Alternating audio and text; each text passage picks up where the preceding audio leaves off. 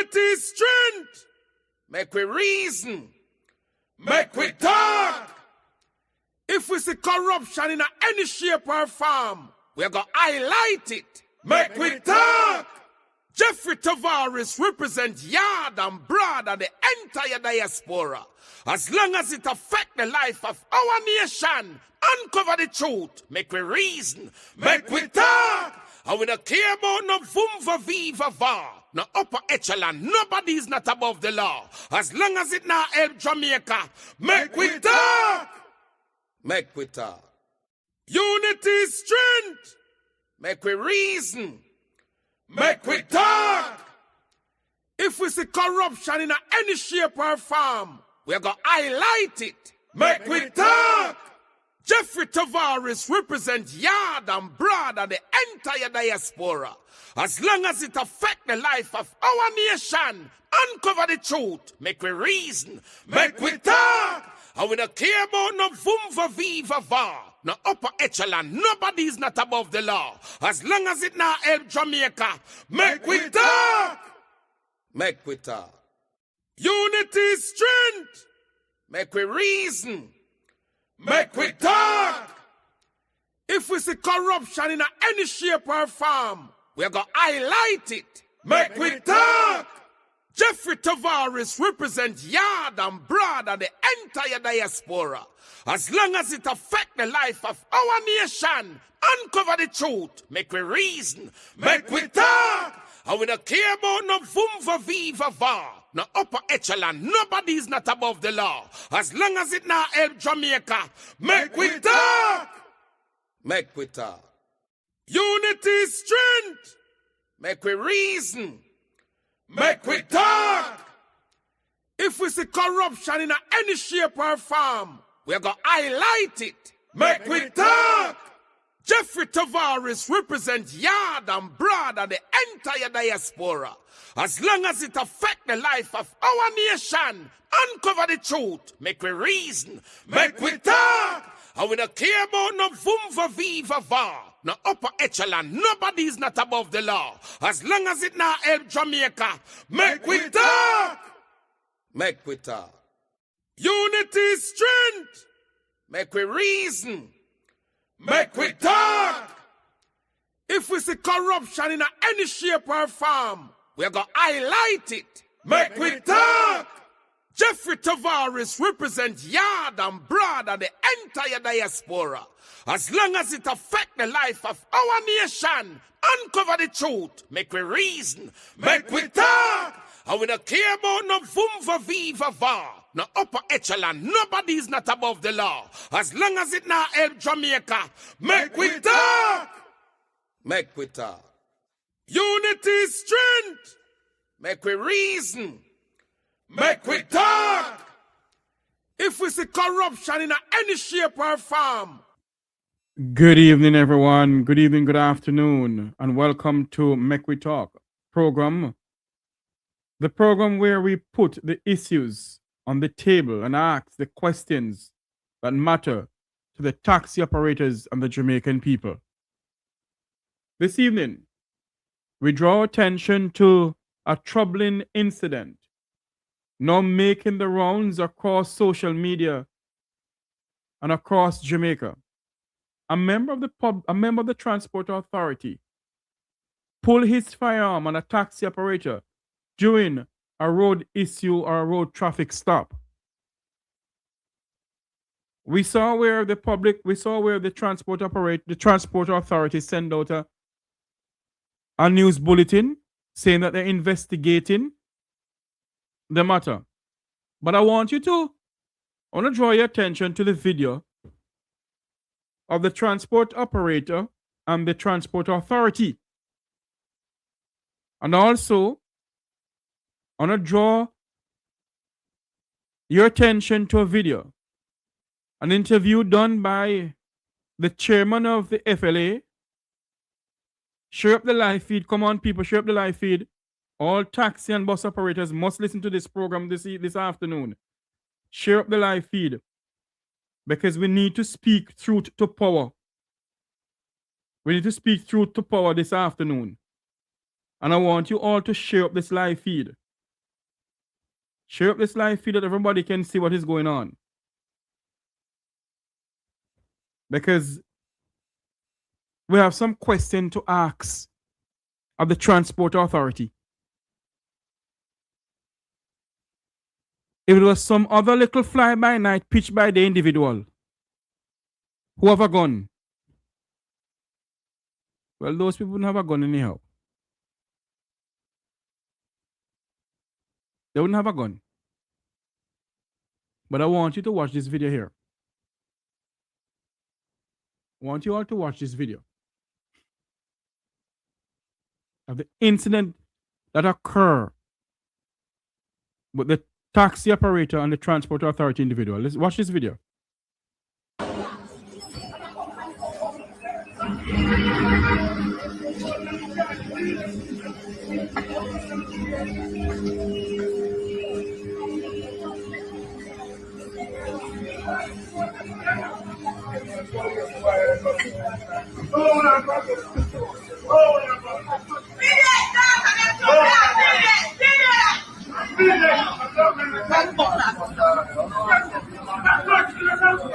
Excuse the expletives, but I want you all to watch this video of what occurred. The Transport Authority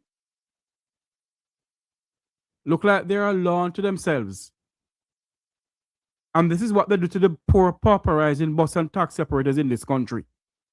And nothing comes out of it. I want you to watch this video here.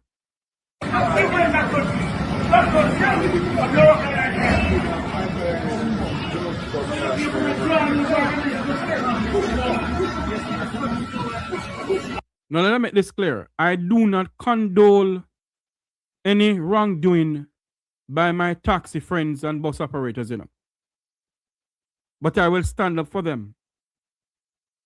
When I see injustice happening in this country, and for the bus and taxi operators in this country, I'll stand up for them. And I want you to watch this video keenly. A member of the Transport Authority of Jamaica pull his firearm on a taxi operator. You believe he could pull his firearm on the people of Upper Norbrook or St. Andrew? You believe he could pull his firearm of the people of the Vumvava and the Vumvavi, of the effluence of society? Watch this video. Keep an eye on the shop. You come in.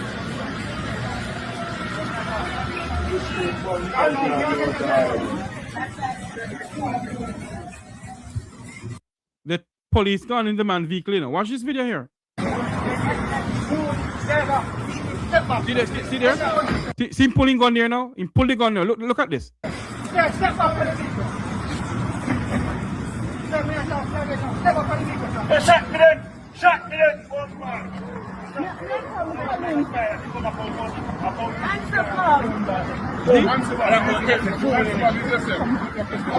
You see it? Now tell me something. In which modern democracy can this nonsense happen? A member of the Transport Authority pull his firearm. Pull his firearm.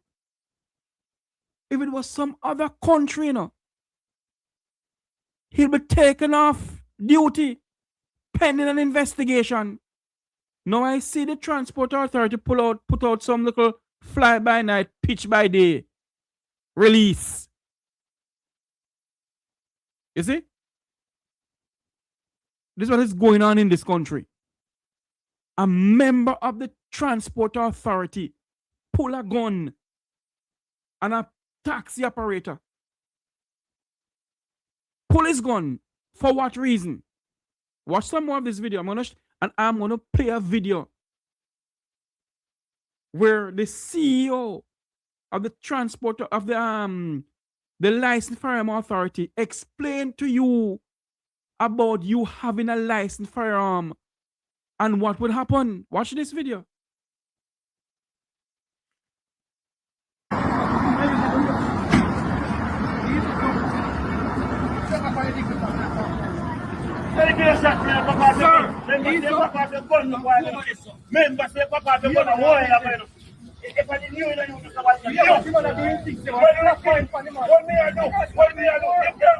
I am pretty much sure if the Minister of Transportation was Robert Bobby Montague, there will be a proper investigation launched into this. And this transport authority member would have taken off frontline duty pending this investigation. Yeah, but authority man. The man was supposed to go at them car. Make the man come. Make the driver come. Them are going to take up in car, you know? We can't make him come, make him come to us. No, I said we don't want the accident, then charge him. I'll end up pay the money. You see, I tell you something, you know. That is why we, the Jamaican people, and especially the bus and taxi operators of this country, I'm going to open up the phone lines, you know. I'm going to open up the phone lines for people to call. I'm going to call on Steve Hessin. I'm going to call on Reverend Oscar Finnegan to tell us what he thinks about this video. I'm going to call on everybody who call themselves president for the public transport sector. It doesn't matter if it doesn't happen in the KMTR. Watch this. Watch some more of this video.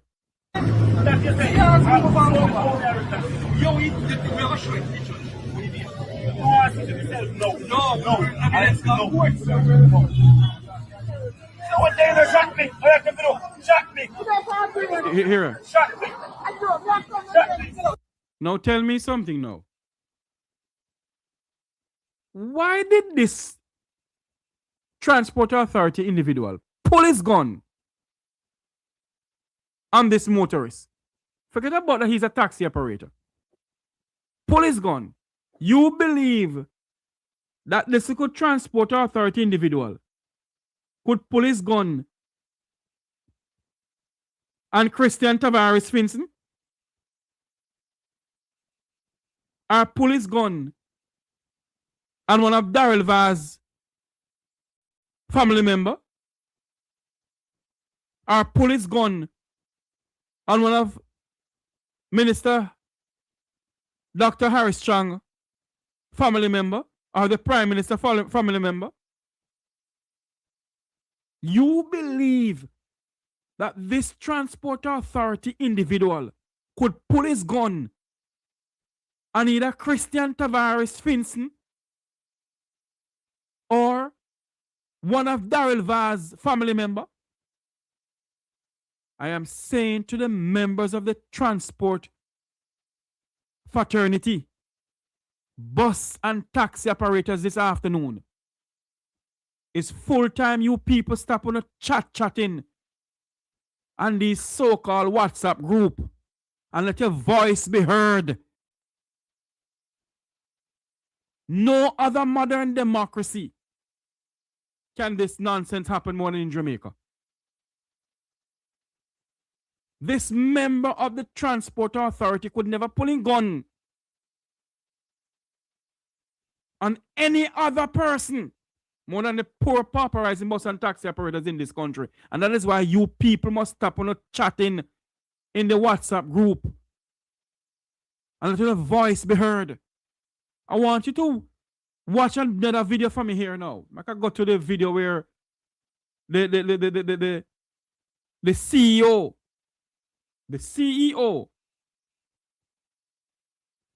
of the firearm licensing department gave an interview with Burgerman.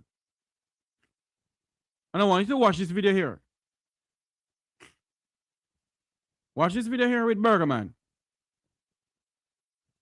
Where you come under attack and you retreat and you feel that you are cornered and you have no way out, you are allowed to use deadly force to defend yourself. So it's not... All right, hold on there now.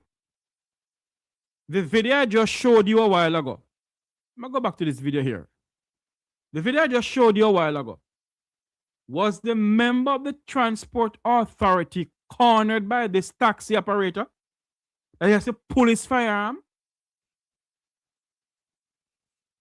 The law doesn't prevent a license holder from seeing a person attacking another person with a knife, machete, or a gun and not being allowed to intervene. You're allowed to intervene and to give assistance.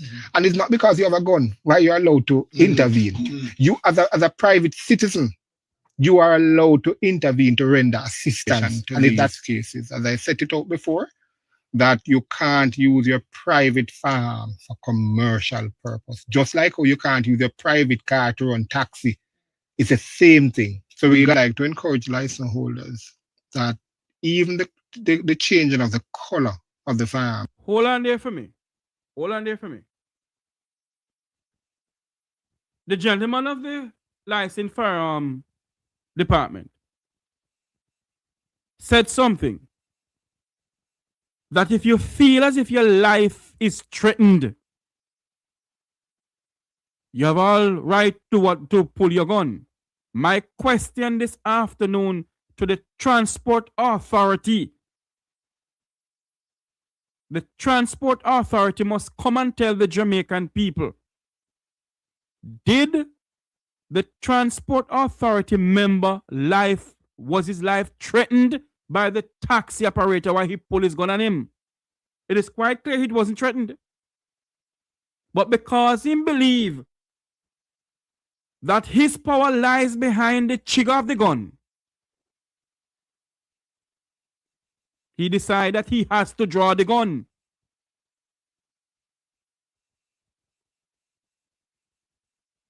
And you hear nothing from, no outcry from the presidents of the Taxis Association in this country. I know some of them now call me and say, Tavares, you're chatting nonsense. Some of them gonna call me this afternoon. And I would love to hear from Mr. Styles Punky, Mr. Louis Barton, and the Reverend Asker Finnekin.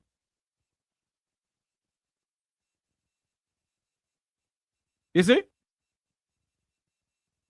The chairman for the FLA is telling us how you're supposed to do XQYZ with your gun. If you're a licensed firearm holder, listen to this. While it does not modify the firearm, it's still a modification of the firearm. So going to implement this year a process, the process starting with the online application where persons are allowed to put the renewal application online, but you'd still be required at some stage to come in. Remember, we have to ensure that you are physically present as a part of our renewal process. FLA. Good afternoon to you, sir. Thank you. Thank you for having me, and good afternoon to you and the listeners also. All right. The Firearm License Authority, what's the main mandate of the FLA, and who can or should apply? Well, the main mandate of the Firearm Licensing Authority is to regulate the private firearm industry. And regulating the private firearm industry, Mr. Chairman, you must look for that individual from the Transport Authority. He must not allow to have a gun in this country because he's trigger happy. The gentleman who pulled his gun, I'm going to show it again.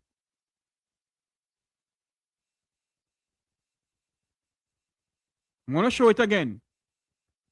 The gentleman who pulled his gun on this poor pauperizing, and sorry to be describing the bus and talking about the poor and pauperizing. The gentleman from the Transport Authority who pulled his gun on this taxi driver should not be allowed to hold a licensed firearm in this country. Watch this video. Make the driver come.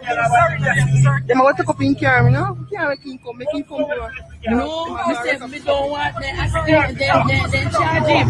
I'll end up pay the money.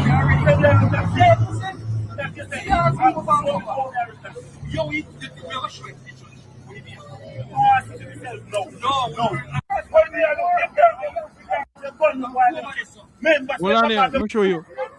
Look at this now. You not pull the gun here, so now.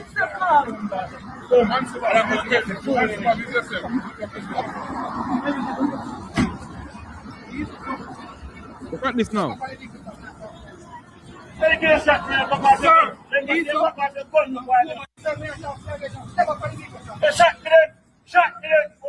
See that?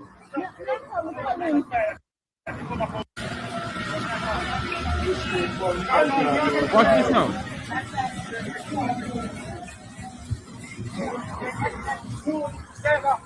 Look at this, look at this. Now tell me something now. Was his life threatened? I heard my good friend Steve Hessin said nothing will come out of it, you know. And he may be right.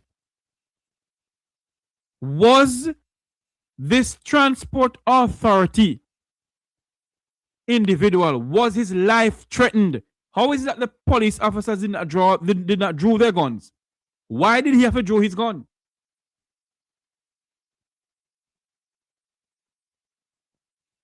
It is clearly said, the chairman for the transport authority, for the FLA just said, if you see where your life is threatened, you have a right to defend yourself. Now, if this individual here who pulled his gun from the transport authority, if his life was threatened, that means everybody else's life was threatened. So why is that the police officers who were there, why didn't they draw their gun? Why he must have drawn for him gun? This is what is going on in this country. And we, the people of this country, sit down and accept this nonsense from these people who is paid by the taxpayers of this country. Because it's the same bus and taxi operators' money pay these people from the transport authority. And by the way,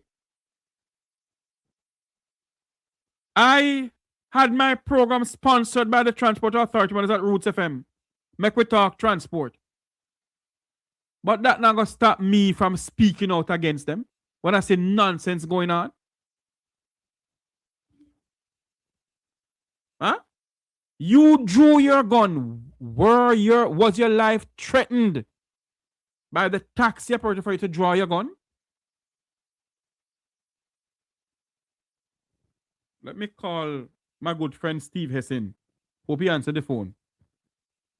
I want to hear his take on it. Roland, good afternoon to you. All the bus and taxi operators in the length and breadth of Jamaica and in the KMTR. Good afternoon. Curious. All these taxi operators have to chat on WhatsApp group. Whole time stop talking on these WhatsApp group, man, and talk sense. Talk on these platforms. I can call people here and ask them what is the views on it. Because we need to hear. Mr. Hessin, good afternoon, sir. You're live on air. What is your views? What is your views on the viral video going around with the taxi operator or the motorist and the transport authority pull his gun? What is your views on it, sir? You know, honest, me never sit down and think about it as yet. I need some more time. Did you watch the video? I really want to. Me not finish watch it. I never finish. Although you don't finish watch the video, And I Mr. need Hessin. some more time. I need some more time to look on it. Although you don't finish watch the video, Mr. Right. Hessin. Let me ask you this question though. The thing about it. Go ahead, Yeah. yes. Go ahead. Everybody who get a licensed firearm, them get it to protect themselves and them family and them estate. Right. It don't matter if a police, transport, or civilians. No, but hold on, Mr. Hessin, hold on. Yeah. The chairman for the transport, for the licensed firearm just said in a video that I just played He had an interview with Burgerman. And he said that if your life is threatened, you have a right to use it. My question now in this video, was the Transport Authority member, was his life threatened by the taxi operator? And if his life was threatened, why is it the police never draw for them gun too? All right. We know that when you come on to those agencies, the police, the army, the transport, them going to take up for them workers. Yes. Them going to say them workers is not wrong. Mm-hmm. Okay, I see a clip of it where a taxi driver draw a stone. Yes. So from him draw a stone, he's going to say that his life was threatened. Oh. Understand? Uh-huh. And if your life has been threatened where you believe that, okay, he can use a stone to kill you or something. So hold on, Mr. Hessen. Then, Mr. Hessen, hold on a minute for me, sir. Hold on a minute for Mr. Hessen. If he drew a stone, okay, why didn't the police drew their gun too? All right. Remember, sir, nowadays, some transport authority, if I'm not mistaken, they must blue seam or I call them district constables. District council, right? If them have a license firearm, them going to say it's not the police life threatening, you know. It's his life threatening. But the police was there and other members of the transport authority was there. Yeah, but I him as them say, we want to see next clip because them say it was not a taxi man, you know, it was a white plate car. Yes, number one. Regardless of what, he's a member of the transport fraternity. He's a motorist. Yes, and if his life going to be threatened, then going to say him have a right to defend his life. You understand? So that's why I'm trying to go through it very tick by tick and see who him draw his stone at and what was the position and all of these things. But he took up the stone, Mr. Hessen, to put on the car wheel. That's what he did. Yes, and that you see him do. So if him do it that, and then a transport authority officer say him think it was his life threatening or something. As I said, Jeff, we have to look on the video very careful. I watched the video more than one time. You know, so when I saw the video, was it Saturday evening or Sunday morning? I watched it must about 3 to 4 times. And before I come on here again, I watch it again. And me, you know that the transport authority and the police, all of those people, I'm going to defend it that a officer life was threatened. And if the officer same life have been threatened, I'm going to draw a weapon.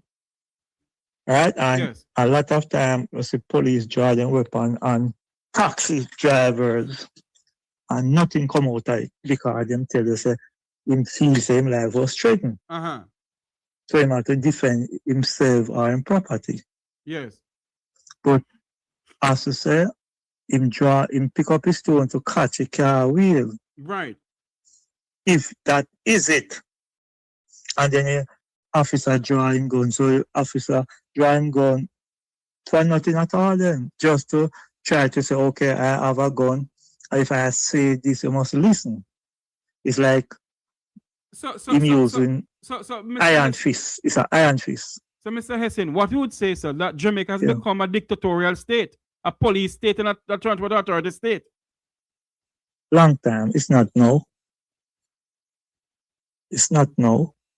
You and I you can recall last year and the year before, a lot of police beat up a lot of PPV personnel, driver, doctor, and nothing come out of it. Nothing come out of it. First thing you hear them say, they're going to investigate. After investigate, nothing come out of it. But Mr. So it's Hessen, not the first time you're going to see something like that. Mr. Hessen, like how the Transport Yeah. Authority issue a statement today. Have you seen anybody issue a statement from the transport, from the public transport sector? The presidents that we have in the sector, sir? And I'm going to say again, Jeffrey, you have to understand about president and presidentship or leadership. Uh-huh. You have to think about that. It's a total different. It's a barrel of fish. You understand? Yes. Because a lot of leaders are president for the PPV sector. Most of them play in politics. What do you mean? And all of them want to shake on. All of them want to shake on with the agency. Nobody want to come out and talk about it. And when you talk about it, they say you're the bad one and you're the one who giving problem. Oh. Right? But Mr. Hessen, Yeah. is this gonna continue, sir? Is this gonna continue where the members of the public transport sector so have no one standing up for them? Is it because the public transport sector is divided as the parliament of this country? No, it's not that. You remember, yeah, he must be DD, or he was Mr. Radcliffe Lewis. He must be head of traffic. Yes. SSP, he must SSP Radcliffe Lewis. Yes. And him said this operation going to continue until Jesus Christ come from foreign world. So hold on. Do you remember that statement, right? Yes, I remember that statement Radcliffe Lewis made. So hold on there now. Is it because the public transport sector is a sector where anybody can pick on them and nothing comes out of it? Because the members of the public transport sector don't realize that they have the power in their hands. Okay. Number one, you must understand the PPV sector don't have a strong president. Don't have nobody strong as president to stand up for them. So what happened to those presidents like Oscar Finnegan and Edgerton Newman and all of them? You need to do your research on them and you will find out. The transportation sector wants somebody who can stand up for them, who can face the government, who can face anyone at the agency. And then you will have a better transportation sector. Hold on there for me. Hold on there for me, Mr. Hessen. If you're just joining us, this is Mek Wi Talk Transport, a member of the Transport Authority.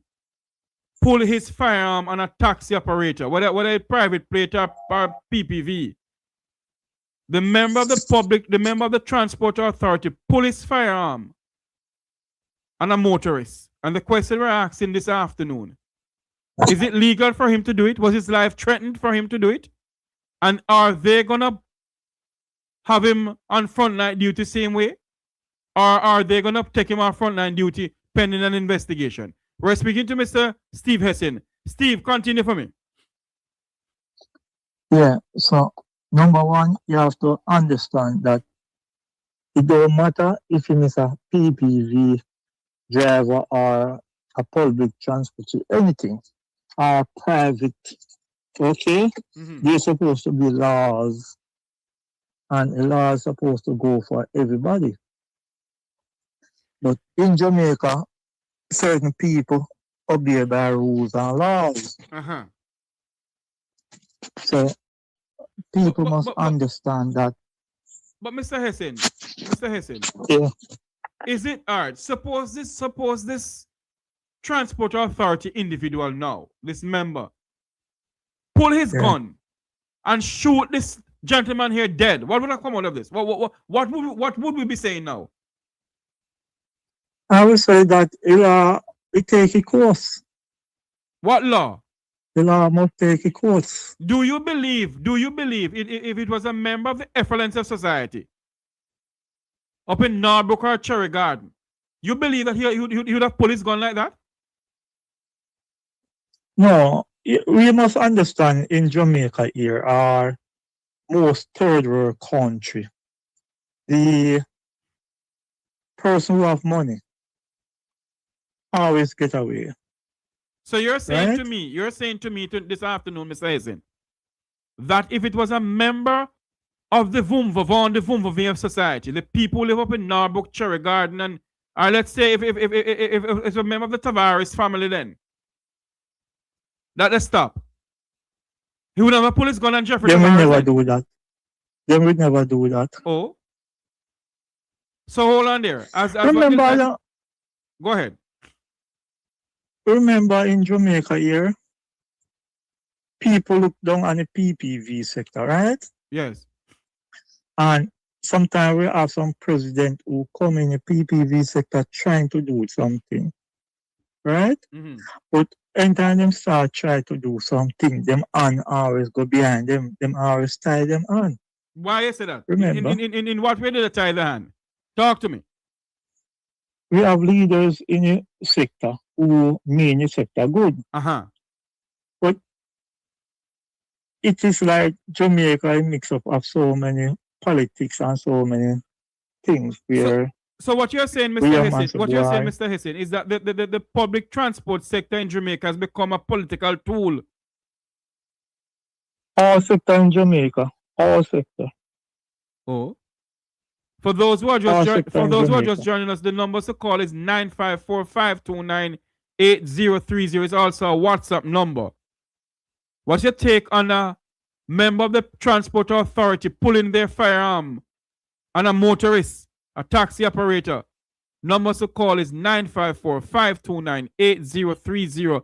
It is also a WhatsApp number. Call into the program. What is your views on it? We're talking to Mr. Steve Hessin. Steve, go ahead. Steve? I think we have lost Mr. Hessin there. Let me see if I can get a hold of Curious. I want to hear from Curious. I want to hear something from even Mr. Asker Finnekin. I call Curious here. Yes.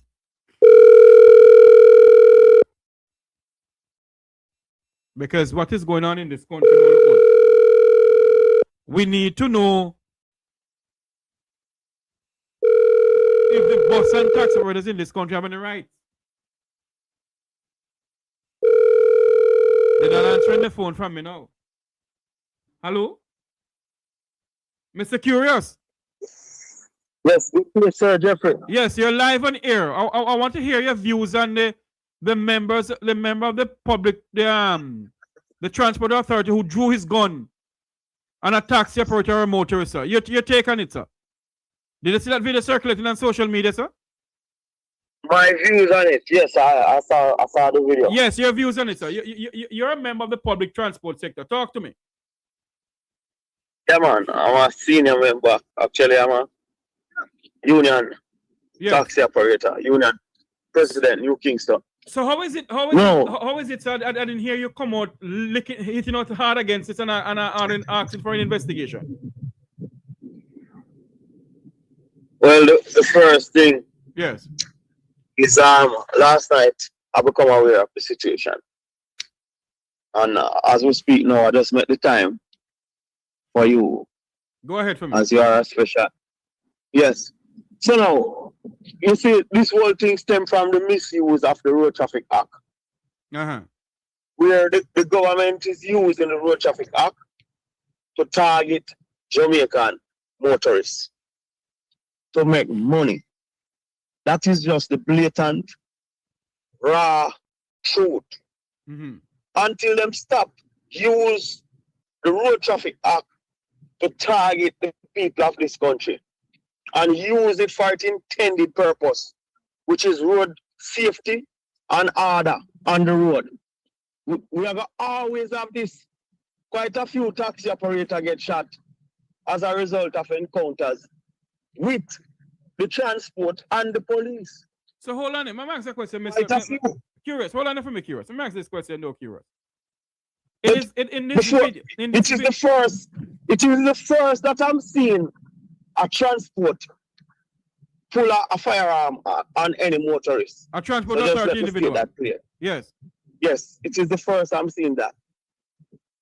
So you can go ahead now with your question. So let me ask you this question though, curious. Yes, it's the first you've seen something like this. Yes, very first. I never see that behavior before. So why is it that why is it the presidents and all those union people do not call for the removal of this individual and pending an investigation, sir? So Jeffrey, you might be onto something, you know. But let me highlight again, which I did hear the interview a while ago with Steve. Yes. I hear part of it, not all of it. The vehicle was not a taxi vehicle, it was a private vehicle. Okay.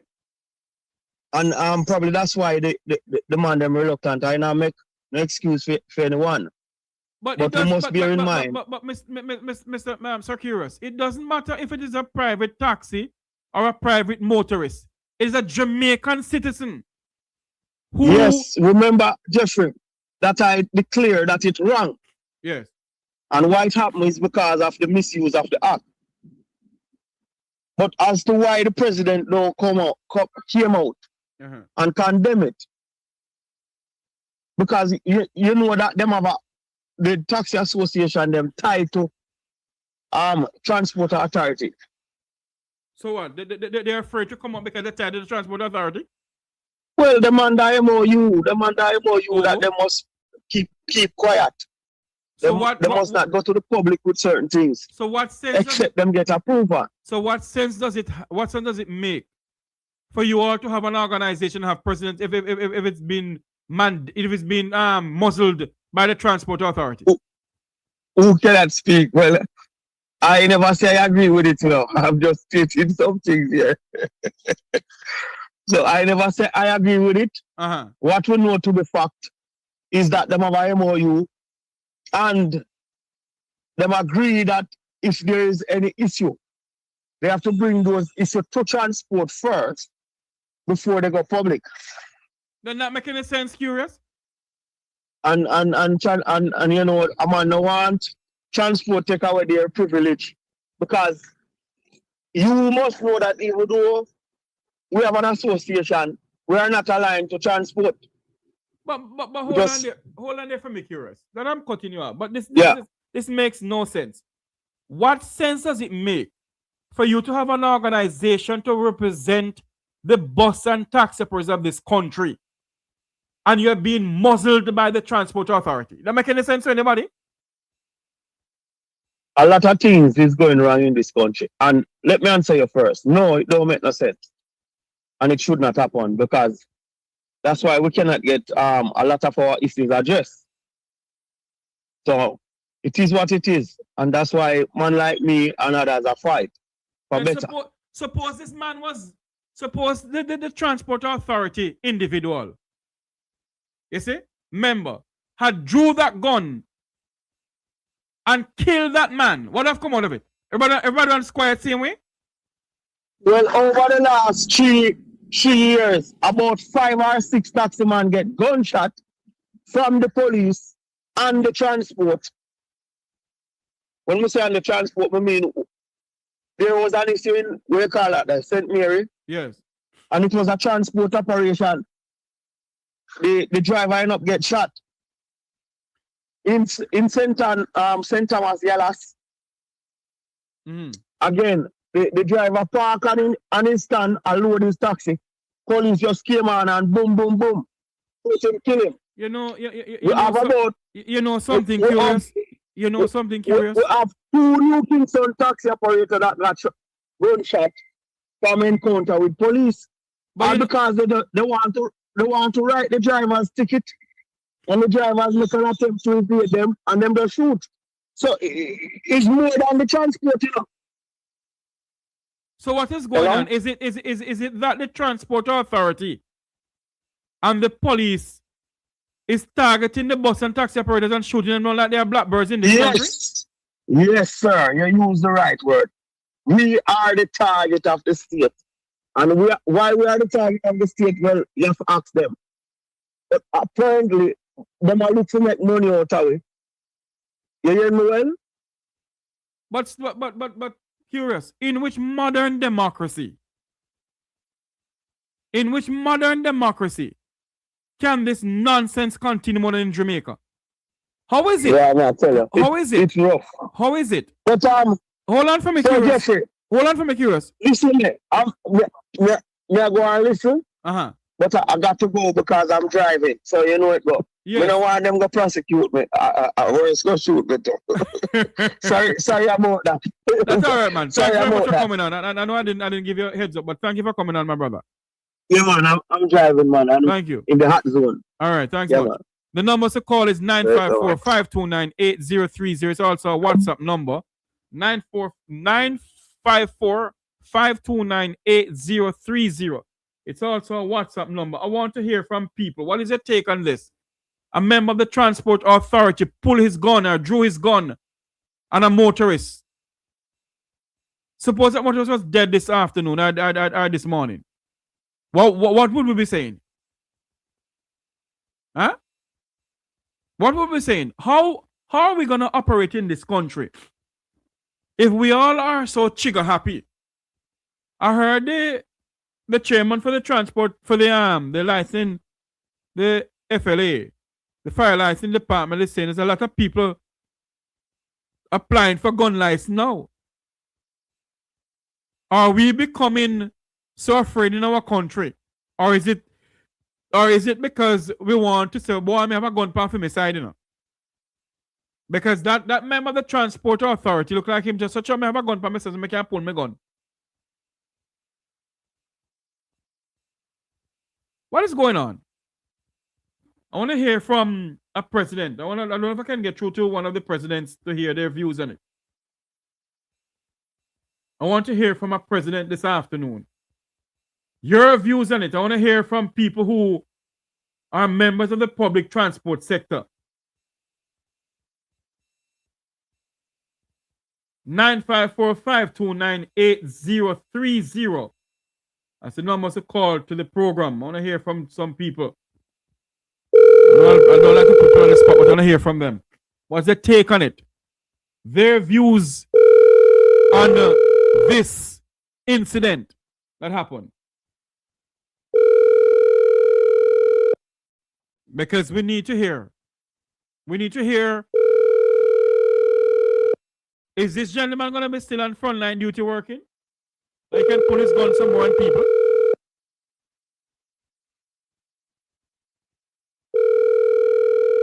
We don't know. But I want you to listen to some more of this video here. Go back to this video here. Where this man drew his gun. Listen to this. Watch this video. Keep an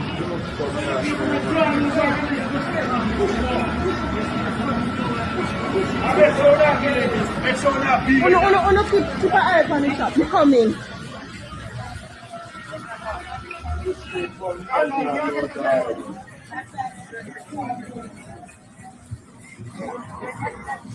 Step up. Step up. Step up for the people. Step up for the people. Shot me then. Here. He drew his gun. And the chairman for the FLA said that if your life is threatened, is it that the member of the Transport Authority life was threatened by this motorist? Because people are saying he's not a taxi operator. Whether he is or yes or no, I don't know. But boy, this don't look good. This do not look good. I want you to listen to some more of this. I'm going to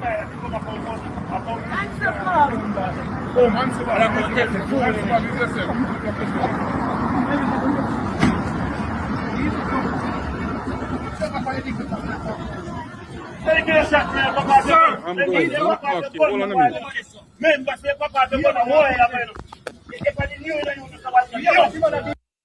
I have a veteran on the public transport sector here. So, Libertad, how are you doing?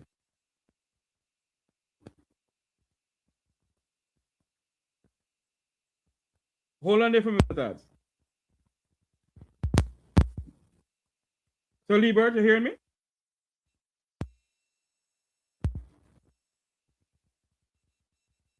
I have with me on the phone here Sir Liebert Tads. Sir Liebert, how are you doing, sir? I am doing wonderful, sir. Your take on what is going on in the public transport sector?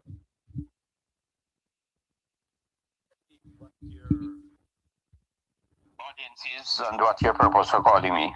Well, my purpose for calling you this afternoon, have you seen a video circulating on social media that a member of the Transport Authority drew a gun on a motorist? I saw it and I heard you had a question about it, and I did not comment. Why is that so, sir? Yes. Because why I did not comment is because the circumstances, two things. One, it is the right of the government of Jamaica to give protective mechanisms to the people who, on its behalf, go out in pursuant to requiring obedience to the law. Yes. That's one. It's their right to give protection to them of the means that they consider to be appropriate. Secondly, I could not comment because I had no evidence of what preceded or provoked that particular occasion of which you posted. There was no evidence. I did not see a gun drawn. I did not see anybody at all. Hold on for me, Mr. Tad. In that video, you don't see when the Transport Authority individual drew a gun and the individual and the motorist? I'm going to say, I'm saying to you truthfully, I looked for it. I looked long and hard for it, and I have never seen it. So I could not have commented because I never saw or knew of the circumstances that precipitated the activities of the Transport Authority inspector. Thirdly, might I comment that if the man I saw that was beside the car, a little tallish man, if he is the person in question, then his general public persona would suggest that he was a little too aggressive to have been dealing with an official of the law. So hold on there now. You saw that, Mr. Tad, but you did not see when the gun was drawn. No, I never saw the gun. I was looking for the gun. Believe me, I was. I never saw it. Still have not. But my calculations, based upon what I saw, would have given the impression that some levels of aggression would have been there, present at the moment, that if there is an officer who felt threatened by any member of the public, whether it's a private sector or private person or it's a transport operator, then it would have been left to the discretion of the officer in charge whether or not he felt sufficiently threatened to have pulled a gun and never used it. If that actually happened, that's exactly what I saw and how I interpreted what I saw. Let me ask you this question now, Mr. Tad. Although you say you haven't seen the member of the Transport Authority drew his gun, his weapon, on this motorist, do you believe that if it was a Tavares or a person of the effluence of society, you believe you would have drew the gun on any of them? I would never attempt, Sir Jeffrey, to diminish the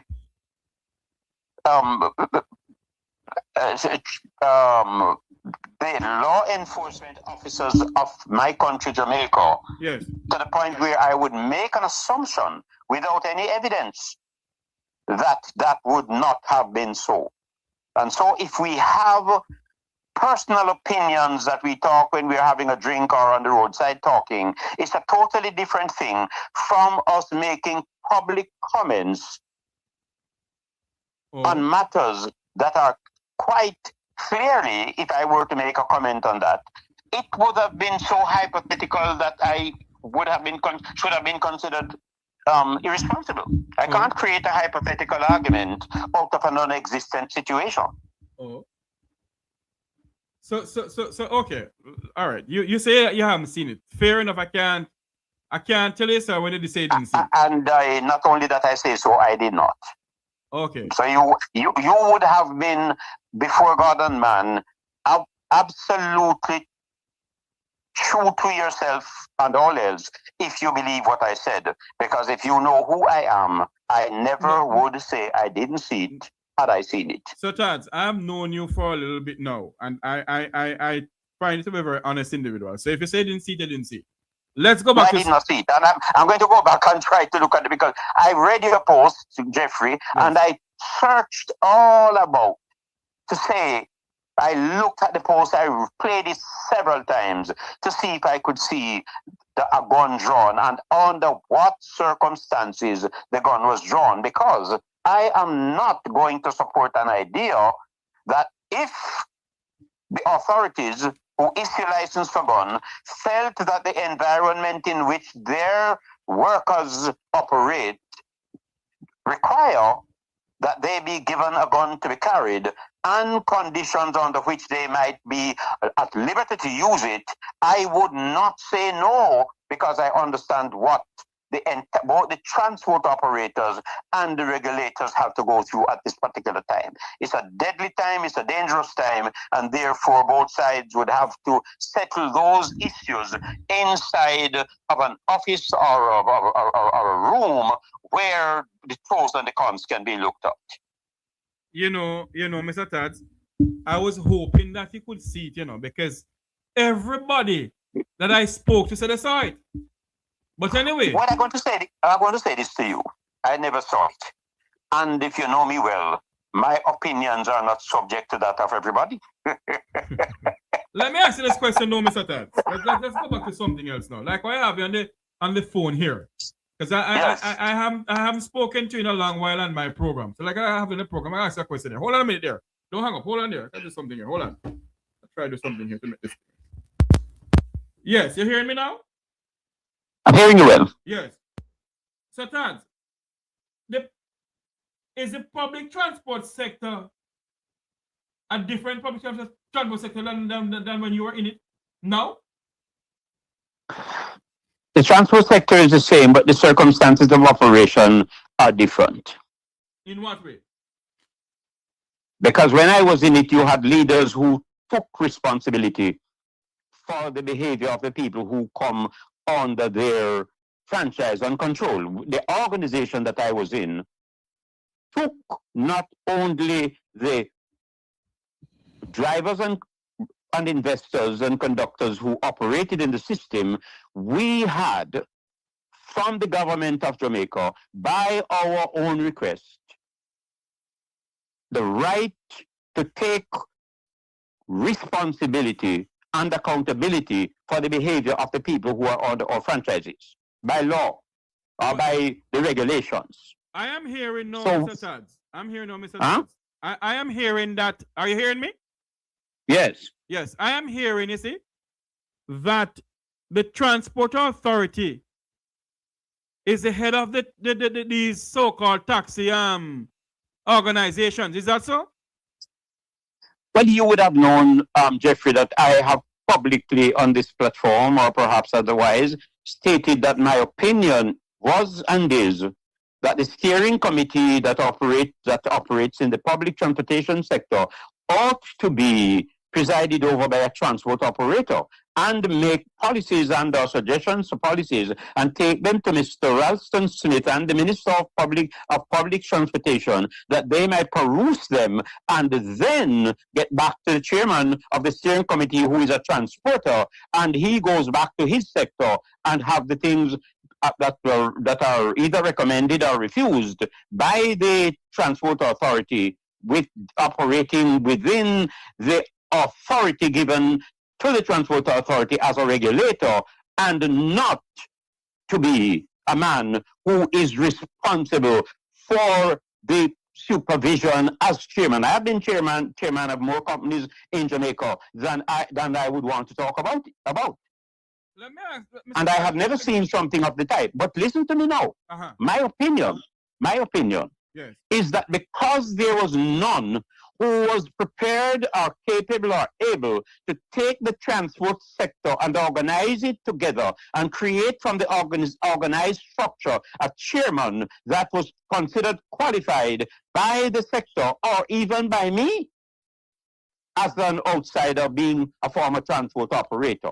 If there was one out of the 40,000 who was prepared to form an organization that is commensurate with that which should be able to engage 40, 50,000 people in itself and organize them together and go to the Minister of Transport with, as I said the other day, in their right hand, something that they are prepared to do for themselves, and in their left hand, something that they're asking the government of Jamaica to do for them.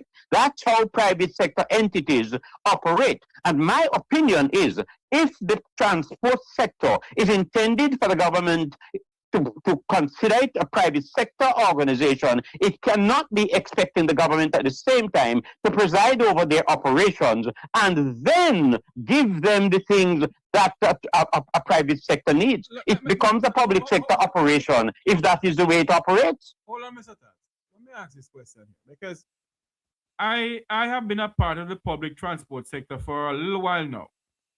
I have been lobbying for the public transport sector in Kingston and St. Andrew to have a parking facility.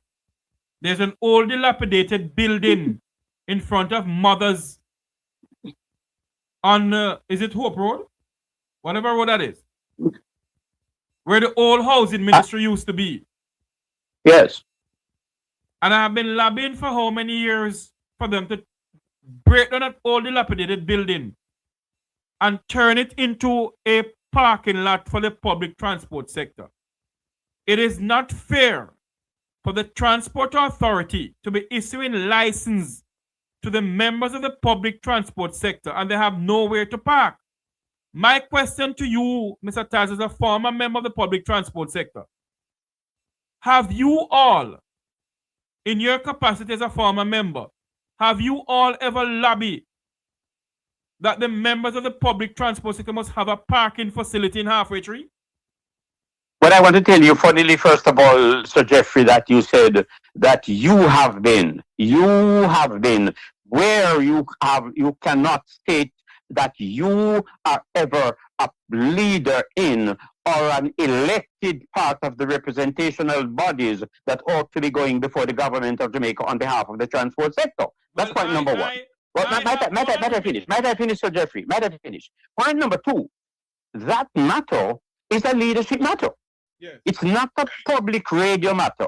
It's a matter to be settled inside of a room with the Minister of Transport and or the Transport Authority and any other so authorized official, that the problems of the public transportation sector might be discussed in an atmosphere where you give and take. That's one. Secondly, as you would know, presently, we are advocating for the workers themselves to get health and life insurance to cover them while they carry the duties of Jamaica's transportation facility on their shoulders. You know on this platform that there are those persons who have come and declared themselves sworn to the duty of destroying it and stopping it from working, to provide health cover and to provide life cover for the people who are exposed to more danger as workers in Jamaica than any other, or the equivalent of a few others. They are doing it, but leadership in the public transportation fraternity is the problem. Because if a leader would come and say, my name is XYZ, and I now declare that I am going to be a kick in the head of Transport Jamaica so that it doesn't work. When Transport Jamaica big tent cover is the means by which public transportation is now seeking to provide health care cover and life insurance cover out of the pockets of the people who are going to be covered. No request by Jamaica, no request by the taxpayers. They are paying it out of their pockets, and a transport leader is empowered enough, bold enough, rude enough to come and make such a pronouncement that he's never going to allow it to work. Hold on. I'm saying to you, leadership 1, leadership 2, leadership 3, leadership 20, leadership 1000, and come back to leadership 1. Hold on, Leadership, Mr. so Tad. Jeffrey. Hold on. Let me talk to me. Hold on for me now. So what you're saying to me, Sir Tads, is that the public transport sector is lack of leadership then? Absolutely so, and I've said it on this platform and you're on it. Lack of adequate leadership, where the leaders must go to the government of Jamaica. They are blaming government for everything. Let me tell you, blaming government is a waste of time. You must go to the leaders with your proposals for the development of the public transportation sector. But That's what leadership is. If the leaders go to these so-called meetings, and they don't come back to the various platforms that they're on and explain to the members of the public transportation sector that, hey, we went to this meeting and the minister said this and the minister said that, but we have to come to you first before we can say yes. Have they ever done that, sir? Well, you're asking me a question, my position and my general commentary. Leaders must have their bosses as the people who elect them. Full stop. If any of them can say that to you, then come back to me and I will speak with you. Until then, do you have anything else to talk to me about? No, Mr. Tad, on a very serious note, though, Mr. Tad. This public transport sector thing here, I talk about the you said that I'm not I should be the one who was lobbying for that. But when I was lobbying for it, Mr. Tad, I was a part of the Roots FM group that got sponsorship from the Transport Authority to have Mek Wi Talk Transport. And I remember when myself and Louis Barton and Steve Hessin and Mr. Styles, Punky, went up to the leader of the opposition office, sit down and spoke to Mr. Golding and also Mr. Michael Phillips about parking facilities. It is not fair for the Transport Authority, Mr. Tads, to be issuing road license and members of the public transport sector have nowhere to park. Well, I can say this to you, Sir Jeffrey. This is like the chicken and the eggs, and there's only some people who don't understand exactly. I don't believe in the creation of the universe that will ask you who come first, whether the chicken or the egg. Me knows that the chicken come first because God make him and go lay egg. I am saying a private sector entity known as the public transportation sector now wanting to be considered Transport Jamaica, covering the entire transport sector, organizing it in zones, perhaps Cornwall, Middlesex, and Surrey, and all that comes between, to organize it as a private sector entity. If that is to be so, Sir Jeffrey, then the private sector entity will have to go to government with proposals, one, of what it can do for itself, and two, what it is expecting the government to use taxpayers' money to do for it, pursuant to the accomplishment of a service that is done to the Jamaican people. That is done to the Jamaican people and at very great subsidy by the transporters themselves. So therefore, it's a private sector entity. It has a duty first to go to government with the propositions or proposals by which it expects to survive. What we're having here, Sir Jeffrey, is a group of leaders who are blaming government, that government not doing anything. But you see, they have got to be able to tell Jamaica what they have gone to government with in an effort to create a foundation by which they might advance or improve the service of the transport sector. I don't have it. Mr. Tads, say I know the answer to the question I asked you. What you asked me? I said to you, I asked you this question. Is it fair for the Transport Authority to be given the bus and taxi operators license in this country, or in the KMTR, and they do not have anywhere to park their vehicle to take a passenger or lay down passengers? I share your views in the sense that that is the duty of government to make sure that the people, Granny, who takes public transportation is not only to be able to be picked up at a bus stop because they're taking a certain ownership transport sector. They are to be taken up by whatever means the government has licensed to carry them. End of story. Full stop. They need to have the same bus stops. They need to have the means by which the Jamaican people are picked up and dropped off in a decent manner.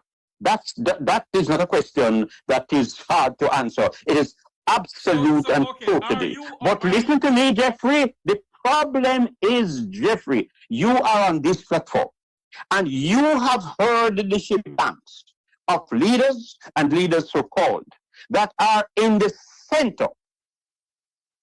If there's a bug called humbug, then you understand what I'm saying. Humbug or humbugs are in the center of this operation. And until they can separate themselves and the investors elect themselves leaders who have the mind and the heart and the abilities to go to government and present to government properly constructed recommendations for the transport sector, it won't change. It's not the duty of government. It's the duty of the sector. So hold on, Mr. Tad. What you're saying to me, what I'm starting understanding from you is that until the presidents of the public transport sector approach government, which I think they did, Mr. Tad, approach government and say to them, listen to me, that all dilapidated asbestos building in the heart of Halfway Tree, that old housing ministry there, as you come round places and come down where Mother's Party is, that old housing ministry, asbestos building, that Bruce Golden, when he was in power, condemned it and said it can't work. It adjoined into to PBCJ. It's also joined to JIS, and also the Ministry of Justice have a car mart on it too, you know, because the Muslims have a car mart on it. How is it that they can give their friends and cronies a car mart, but they can't give the public transport sector parking facility, Mr. Tats? Are you prepared, Sir Libertad, in your organization that you're leading now, are supposed to be leading? Are you prepared to approach the minister pertaining to that area, sir? Well, I'm going to answer you beginning where you began. First of all, I can't be a part of the answer to any question that implies that cronyism and what could have been considered corruptionism are involved in the fact that that particular plot of land was never given the private operators as parking area. That's answering one of your questions. The other one is that I'm saying to you, it's not the other way around. It is that the leadership of the public transportation sector must go to the government, and when they present a package to the government that the government did not respond to, then they come to your media service with the propositions that they have made. This is what we presented to the government. This is the amount of letters we have written to the government. These are the amounts of times that we have been a part of the. Just a minute. Call me back in about 5 minutes, Jeffrey. Okay. We're speaking to Mr. Libertads. A public. Well, he used to be a public passenger, a public driver, well, taxi operator, bus operator. He used to own buses and so forth. He is now a retired person, but he still has a voice within the public transport sector. You know.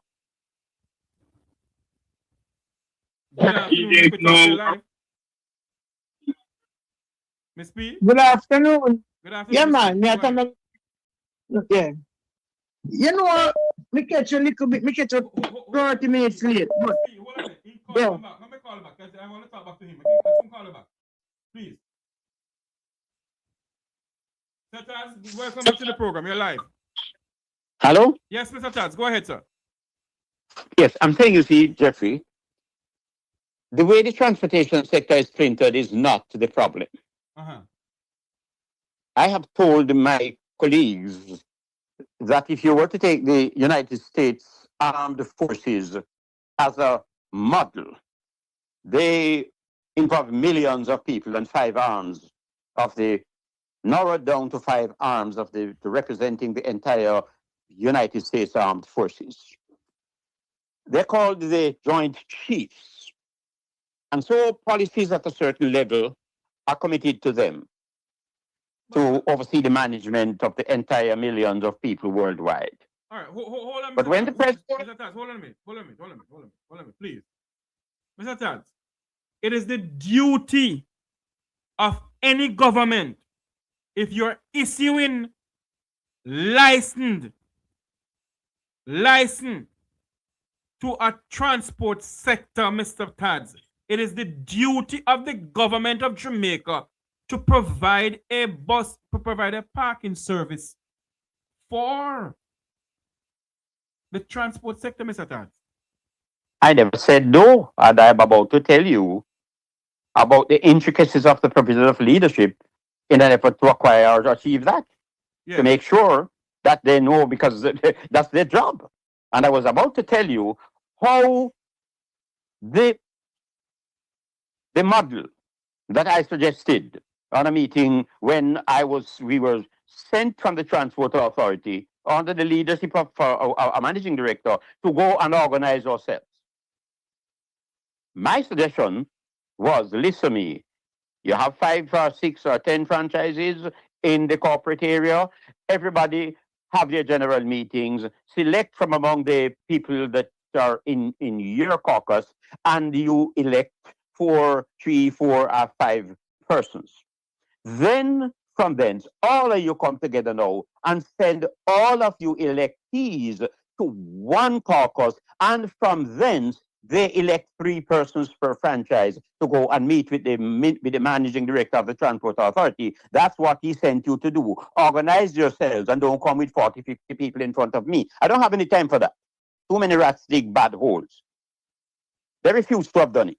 So hold on there now. They refuse to have done it. Listen to me, they refuse to have done it. Hold on there for me. Hence, hold on there for me. You are a part of an organization now. I am not a part of any organization, sir.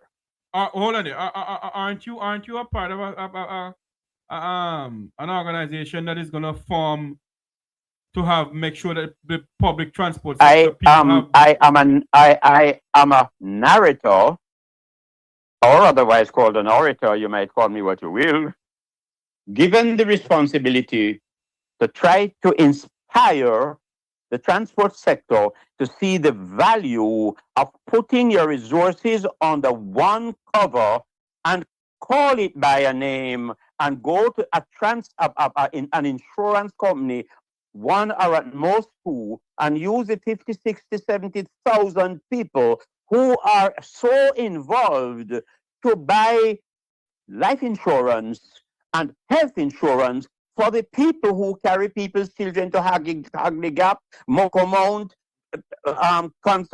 near all the hills in Jamaica. Make them have insurance. That's the organization that I am asked to use my verbal and perhaps intellectual power to help to organize. I'm not a member, nor will I ever be. I'm only letting the transporters and their workers know that you need this organization. It's getting significant resistance from those who now exist. Okay, I understand you.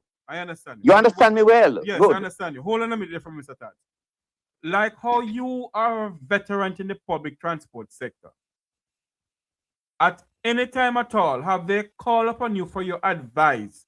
And will you ever advise them that in all their deliberation with the minister and the transport authority, especially with the minister, have they ever said to the minister, it is full time for the government of Jamaica to create a parking facilities for the bus and taxi operators? The government can give the land and have a private person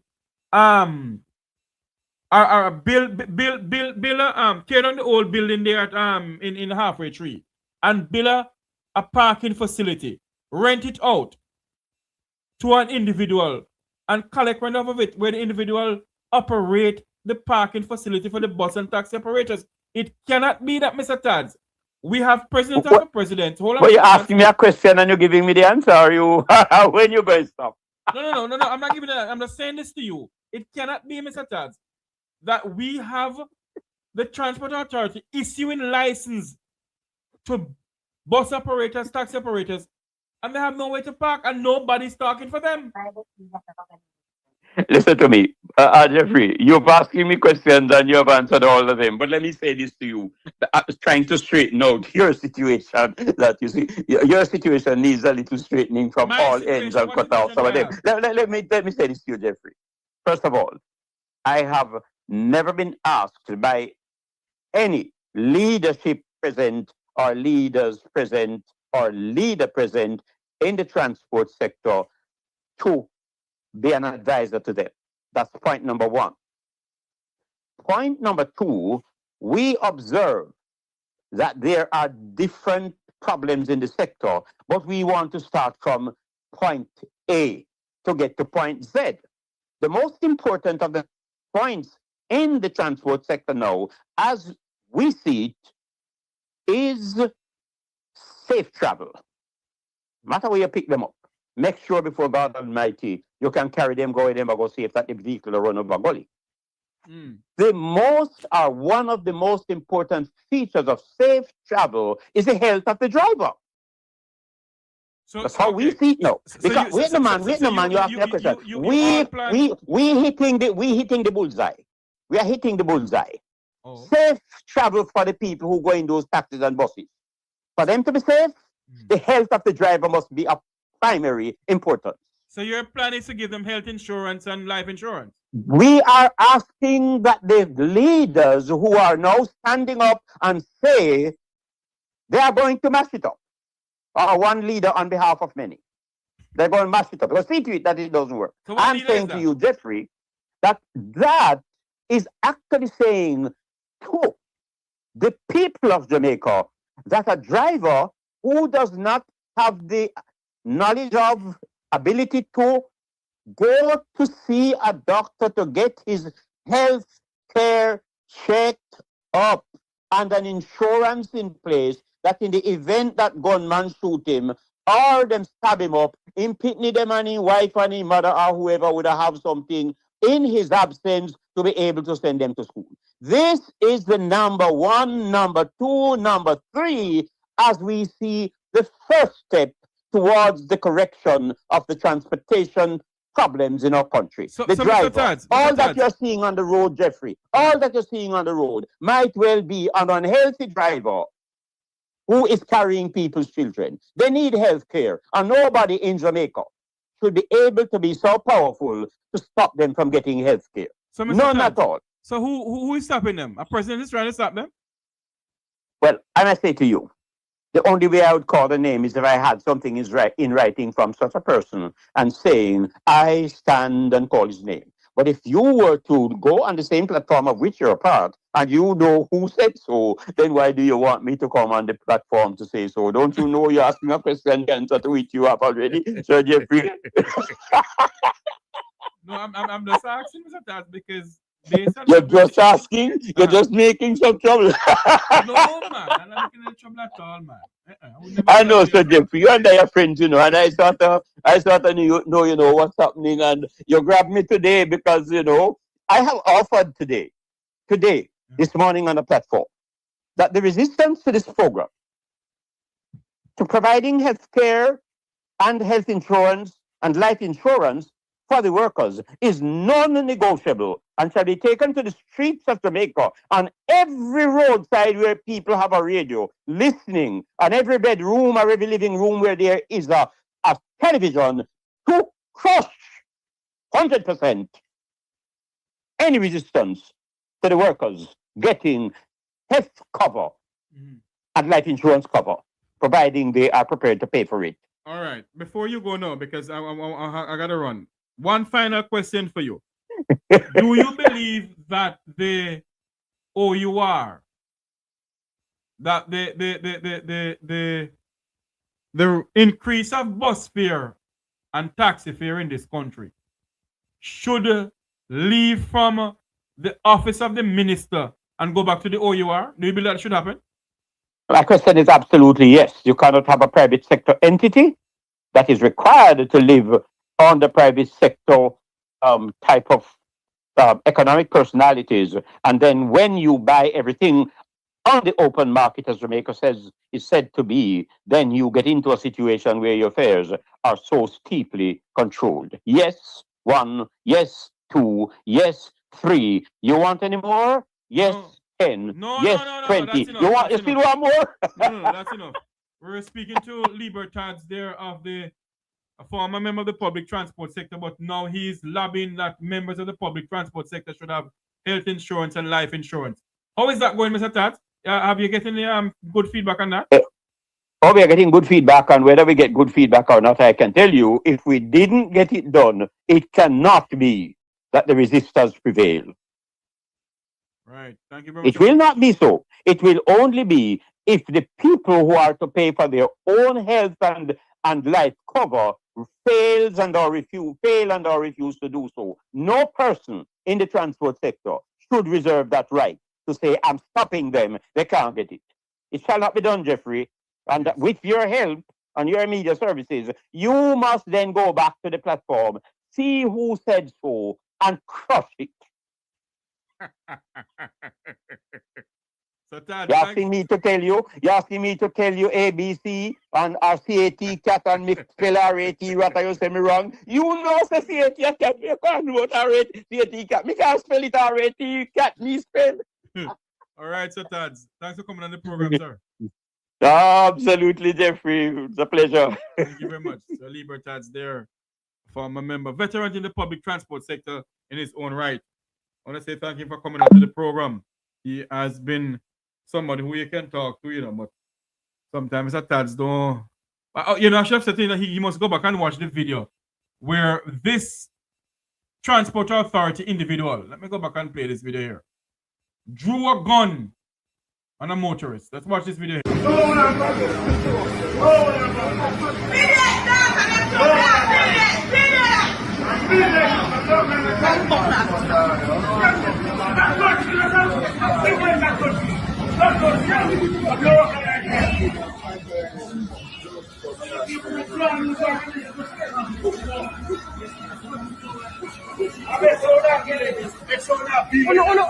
an eye on the shop. You come in.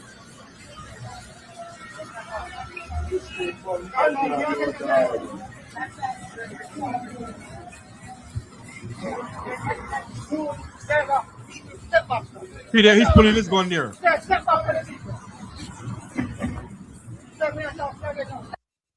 I don't understand how some people say they don't see the man pull the gun. Look at this.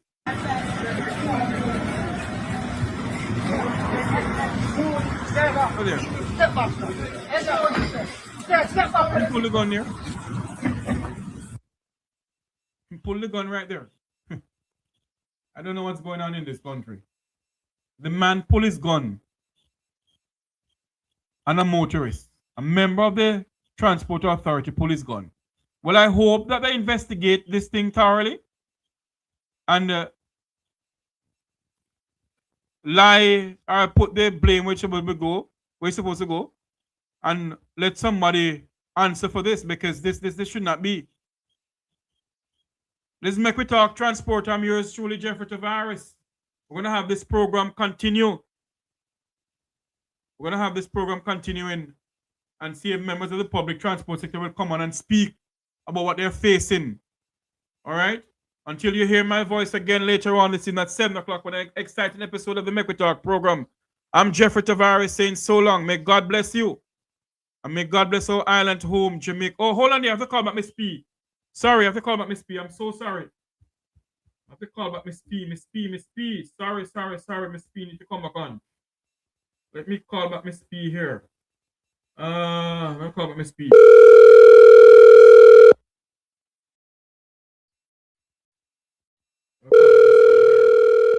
Miss P, come back on and talk to us. What her views and what is going on. Miss P? Good afternoon. Good afternoon. Go ahead and talk. Let's continue talking. I gotta turn off something. You just continue talking, all right? Yeah. I the gun thing me I talk about that now. Go ahead. Me know I say You're not supposed to draw your gun unless your life becomes a threat. And without him draw the gun, if he guy may have his stone, it's sensible. You could have kicked the gun out of your hand. Oh, you don't know what kind of power them get, what kind of training them get. That's not how you draw gun, because you can't draw gun have it was like in a hand same time. Oh, but these are the corruption in this country. You give people gun, but when you know if you angle gun. Don't know if you angle gun. And you can't draw your gun and you take out a holster and a pull in front of the police. If any gun to draw police, you're about to draw a gun. And so then take people put the life on road. I feel nothing. Oh, God. And there's two, them are friend and company. Them are a friend and company, then get gun. You can't display, you can't use guns, so. Miss B, let me ask you this question. Yeah. Let me ask you this question, though. Yeah. Yeah. It is, everybody can see that the gun was, this man drew his gun. Yeah. My question, though, as you're a security person. When he drew his gun there, you don't think that there should be a thorough investigation, and if his gun should be taken, his gun should be taken from him? His gun supposed to be taken. His gun supposed to be taken because you draw your gun when your life becomes a threat, and the last thing that. I'm not gonna say the guy go for the stone, but you can't see that the guy go for the stone to catch him vehicle. Yes, because in a raise his hand to fling it after you. And even if you raise his hand to fling it after you, you're supposed to take back and you look. When you have a gun, you look round and round. If you bust a shot, wait to go. I think to see me. Right? So tell you this, don't shoot so. Because you can't shoot him and miss him and kill an innocent person then. So first thing we have to do, you look by your era in a time like that. And when him trying gun, Jeffrey, not necessarily no gun at all, nothing like that. Because gun. I've been asking this question. Why didn't the police draw their gun too? And the police, who is the officer, is there, and he never draw his gun. So you want to tell me now, say he must be more than the police? That is how they treat Jamaican black people. Jeffrey, we see him black people. He have the gun, and he hype. He is the everything. He's a bad man, you can't talk to him because he bust one of your forehead. Anyway, brawling. Because they believe that their power lies behind the trigger of a gun, you know. The guy, if the gun give him power, and if that young man with the eye at him, in other gun training, in kick your gun there and if you know she's entirely holy gun, he finger not in the trigger. I pose him a pose. I'm going on where you pose with. Once you pull your gun, it's supposed to bust. So if you don't plan to shoot, you don't pull your weapon. That's what they tell me. That's what me train and get. Do not plan. If you don't plan to bust your weapon, do not draw it. Work in a place like that. If you're there in a situation as a police and a security and people are shooting for you, also, and you can hide your body and whatever. But in situation, the transport authority, where is not a police officer, even not a soldier, even if you're police, you are not supposed to pull your weapon until it becomes necessary. Because even the chairman for the FLA was on Bergerman show, and I have the video, and he said it. He said, if your life is threatened, then you do what you're supposed to do. If your life is being threatened, and sometimes, Jeffrey, let me tell you, your life is being threatened, and you have to run if you can run too. All depends because they come in a split second. You have to understand about weapon. Once you put you pull up a weapon, finger to the trigger long time. And it's supposed to squeeze. You're supposed to squeeze because your life in a threat. But you have to still in a crowded place like them. Then look how you are squeezed. Can you will squeeze and kill around innocent bystander person?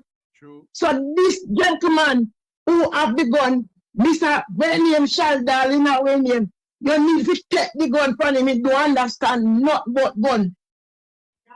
Him supposed to not even have a water gun. Miss P, a lot of Jamaicans acquire gun, on the table from the FLA, and they can't Yes. the lawsuit against because it's the truth. The FLA is the most corrupt institution in this country when it comes to giving gun.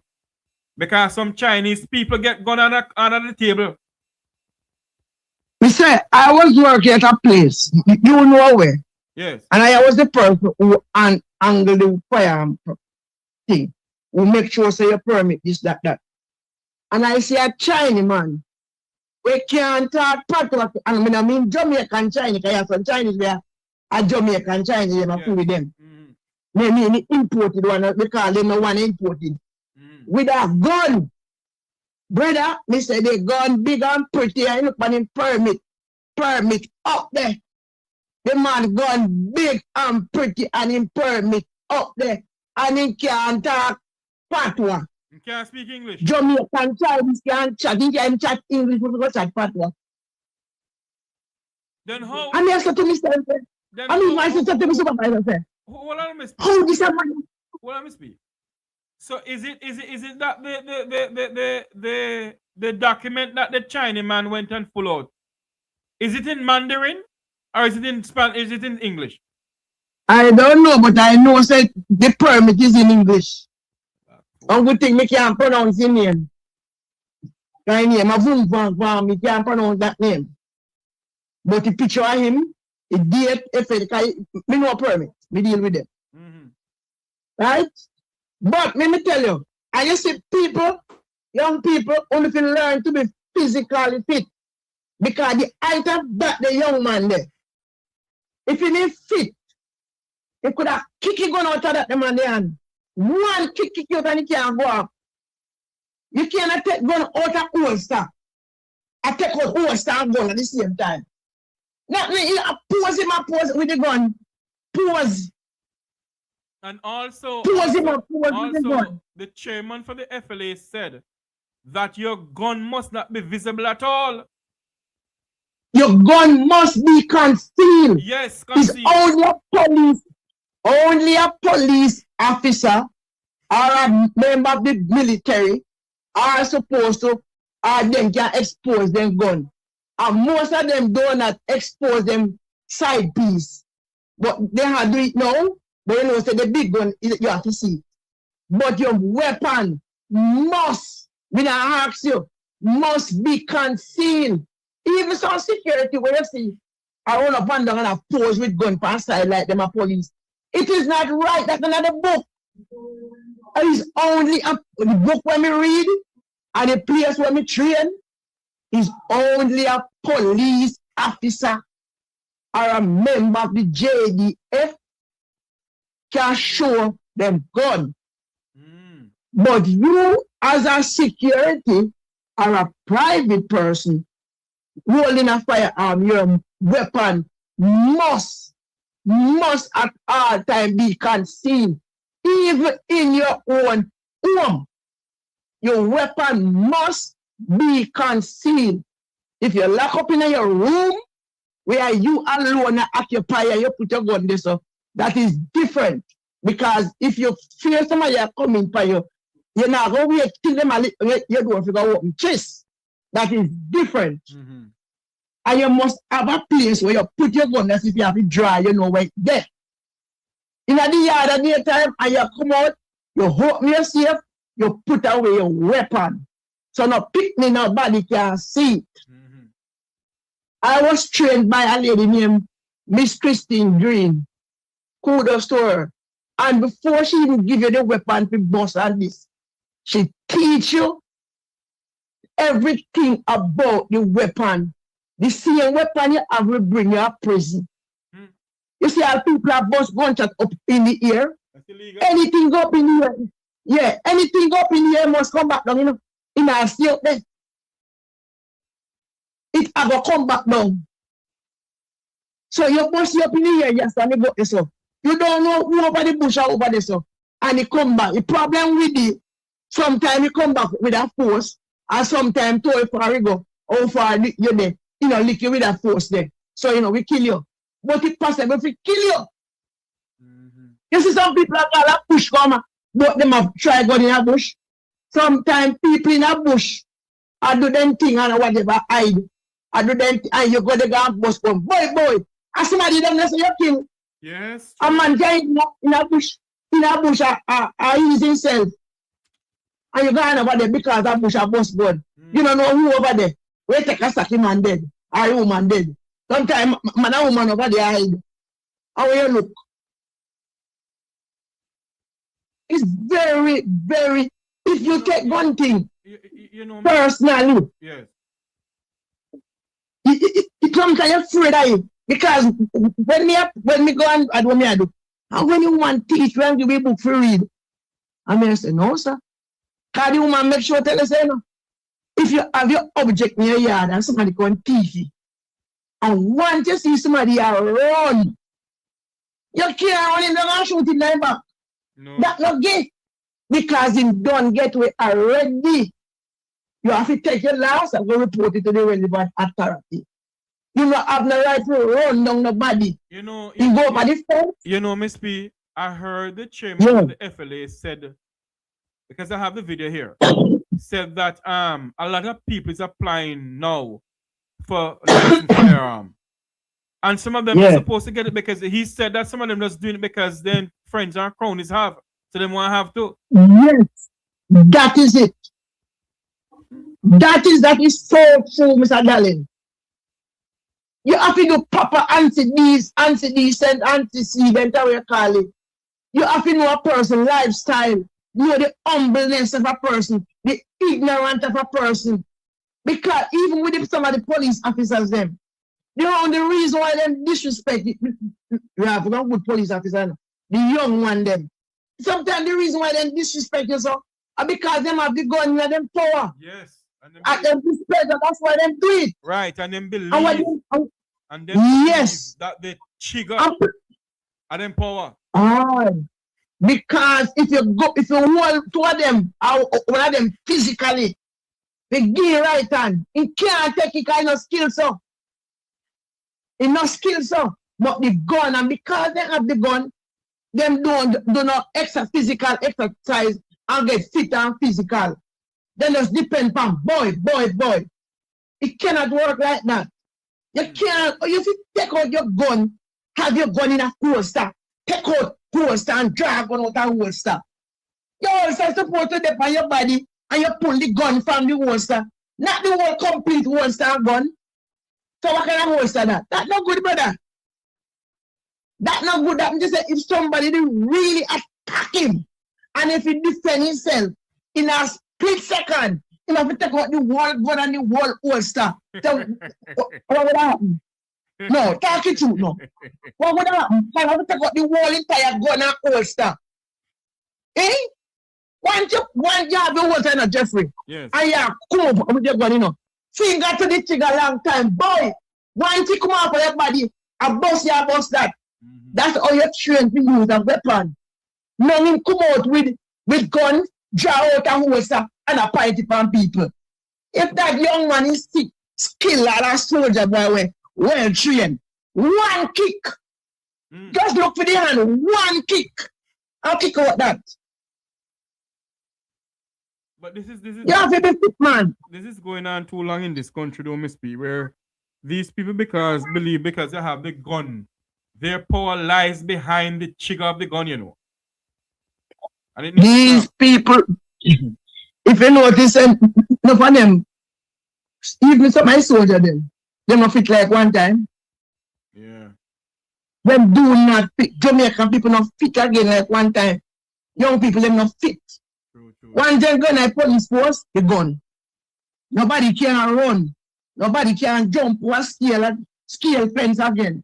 I remember that child. But Miss P, Mhm. you remember bigger Ford? Like you're bigger, like a Ford in making go over wire fence and wall in man. Hello, me say, I was living at Maxfield Avenue. I give you a drama. As a little child, I was about in grade 3 to 4. Yeah. I was living at the time, I have some fishermen at the yard. A truck no say buck them some with the part and them can't find it dynamite them. It's something where they use them some dynamite. So they assume say and the fisherman then here them would have take up here. And I remember I see a female with a 6 pants I call M16. And she have a M16 in her hand and she have her side gun. And remember Jeffrey, I can't figure that.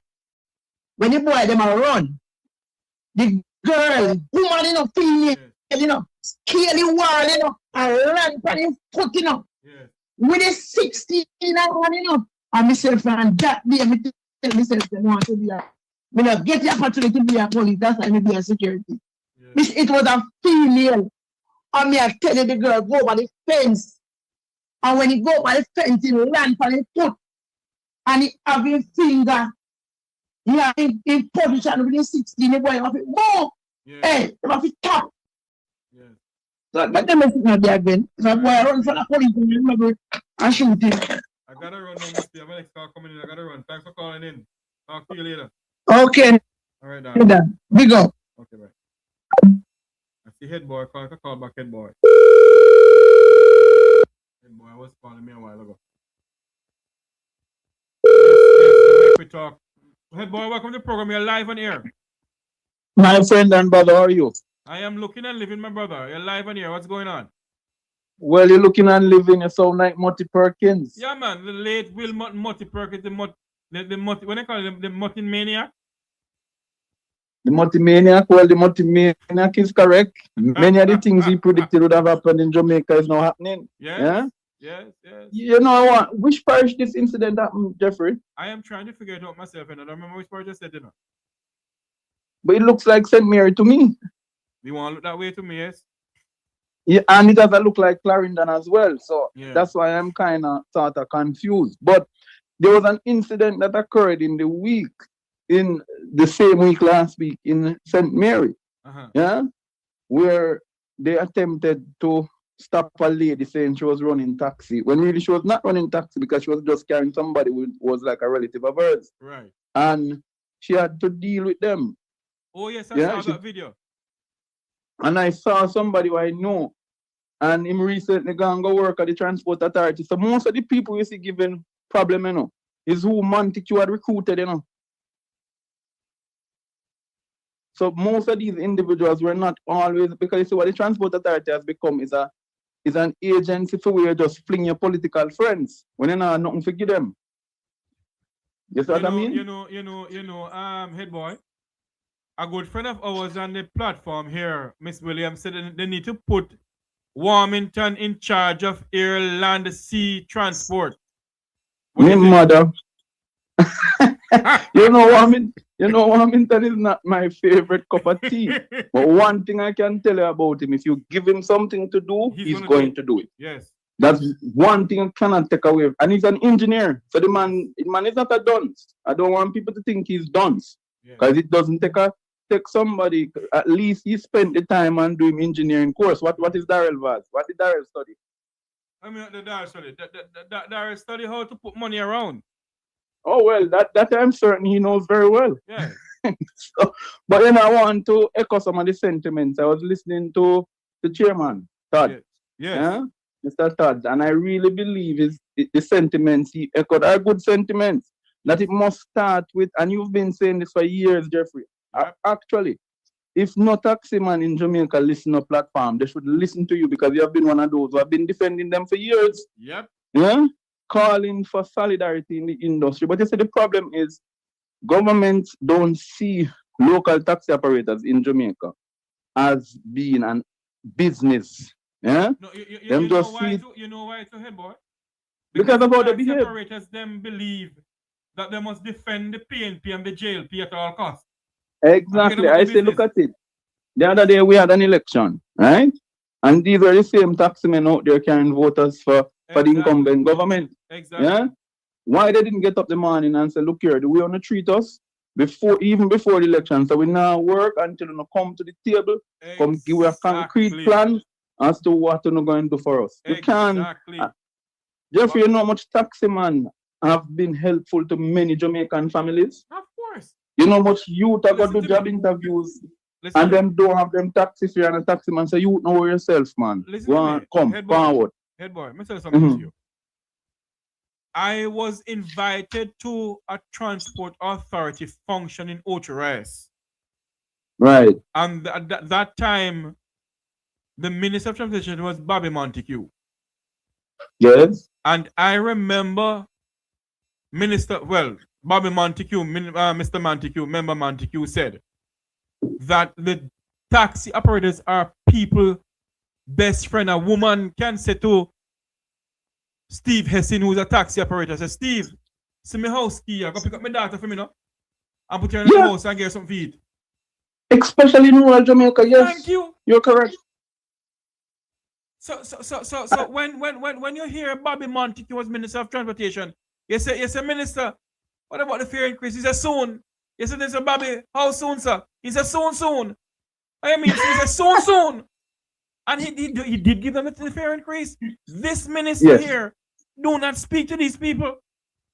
No, because he doesn't consider them as equals. People have to understand the reality, you know. And people might hear me knock Bobby sometime. And it is political, but it's playful too, because I have some good respect for Mr. Montague. I've always expressed that. When he was Minister of Transport, the first time you had a minister sitting down with transport groups, not just the registered groups, you know, with drivers, with operators.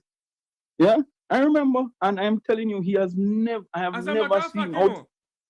You know, sir, it's him. It's Bobby Montague. And I know sometimes I listen to this program. It's Mr. Montague. I have respect for the man. Mr. Montague. Yeah, man. Allow me. I'm not mind, you know. I like to be called Bobby. Allow me to get the sponsorship for the Mek Wi Talk Transport. Yes. On Roots FM. Yes. Because I went out there in the hedges and byways hitting out hard against what is going on. But you know. And that is the nature. That's the nature of the man. I tell you, whether you want to like him or not, that's the nature of he believes, because you understand this. He's also from a constituency where we have a lot of operators. These operators depend the people in that constituency. For example, up in Gale, when Miss Mary there watching and she can't come up, same thing he was mentioning, and it's real life stories. Of course. These are not. So we cannot keep on treating them as some little dirty foot boy who need to go park up somewhere else. And by the way, you realize what is happening too. The same thing is happening in Juta. We have allowed these large tour operators to come in. They have knocked out our indigenous operators out of the system. The Minister of Tourism and the Minister of Transportation allow these hotels to have their own vehicles. And I am of the view that unless it is in the situation where you're transporting your staff, right? No hotel should have its own vehicle. None. If you want to do executive service, you must can find Juta operators who can do executive services for you. Yes. We have all our Juta operators in Jamaica, our team Jamaica trained, you know. And TPD trained, you know. So they understand. I want people to understand these people sit behind the wheel. Not for them. They might be driving a car. I know a teacher who run taxi. Huh? Yes. Him teach, you know, teach in the day, finish him class and go run taxi in the evening. Not because him not have money, but because that is something he loves. Yes. Huh? Yes. So we cannot treat these guys as some common criminals. Because the common criminals sit in God out. I remember, you know, and head boy, I don't want to run you off, but I gotta run because I gotta go do something for No problem, Jeffrey, of course, brother. Hold on, I need to talk to you off air too, so don't hang up. No problem. I remember, you know, when I was doing Mek Wi Talk Transport with Roots FM, you know. And I go to halfway through, you know. I hell for me going around car, you know. Everybody say, come, Jeffrey, come away, man. Hello. Sometimes when me reach Roots FM, you know, me have all 3,000-4,000 for my pocket, you know. Come and give me go buy a lunch. Because they know you're fighting for them. Yes. They know you. Jeffrey, I'm telling you as I go, brother, but I'm going to wait. I'm going to call you back after the thing. But as I go, I want people to understand these people are not demons of them make them out to be. No, they are not. Yeah? These are people with families. These are fathers. These are mothers. These are aunties and uncles who are contributing in their local economy. And if we have any sense of order in Jamaica, we will start to bring some sense of relief to the transport operators. Let's not see them as just making a food, a government budget to ticket them every year. Let's see them as an industry. And I think when we start to treat them that way, they will start to operate a little bit better. Right. Jeffrey and your listeners, all the best. Yes. Thanks for calling, man. And we need to talk. No problem, brother. Yeah, man. Call me after. All right. And as I go off here now, I want to say this. I am dedicating this program to the men and women of the public transport sector. I am willing to go the road with you all, but you all need to stand up. You know, man, WhatsApp group, the chat.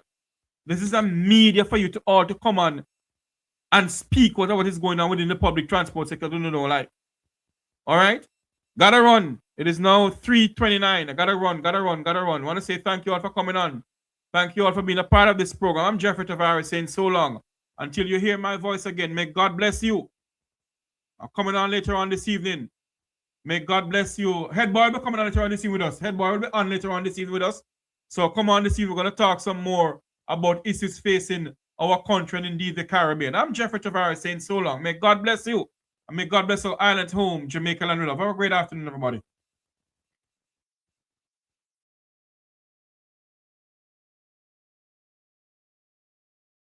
We're going to highlight it. Mek Wi Talk. Jeffrey Tavares represents yard and broad of the entire diaspora.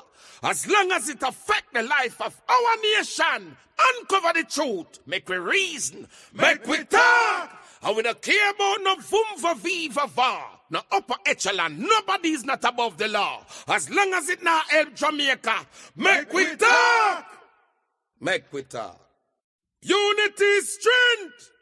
Make we reason. Mek Wi Talk. If we see corruption in any shape or form, we're going to highlight it. Mek Wi Talk. Jeffrey Tavares represents yard and broad of the entire diaspora. As long as it affects the life of our nation, uncover the truth, make we reason. Mek Wi Talk. And we don't care about no vumva viva va, no upper echelon, nobody's not above the law. As long as it not help Jamaica, Mek Wi Talk. Mek Wi Talk. Unity is strength. Make we reason. Mek Wi Talk. If we see corruption in any shape or form, we're going to highlight it. Mek Wi Talk. Jeffrey Tavares represents yard and broad of the entire diaspora.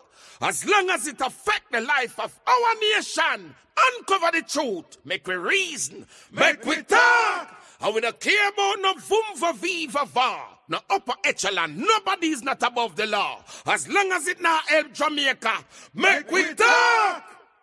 Mek Wi Talk. Unity is strength. Make we reason. Mek Wi Talk. If we see corruption in any shape or form, we're going to highlight it. Mek Wi Talk. Jeffrey Tavares represents yard and broad of the entire diaspora.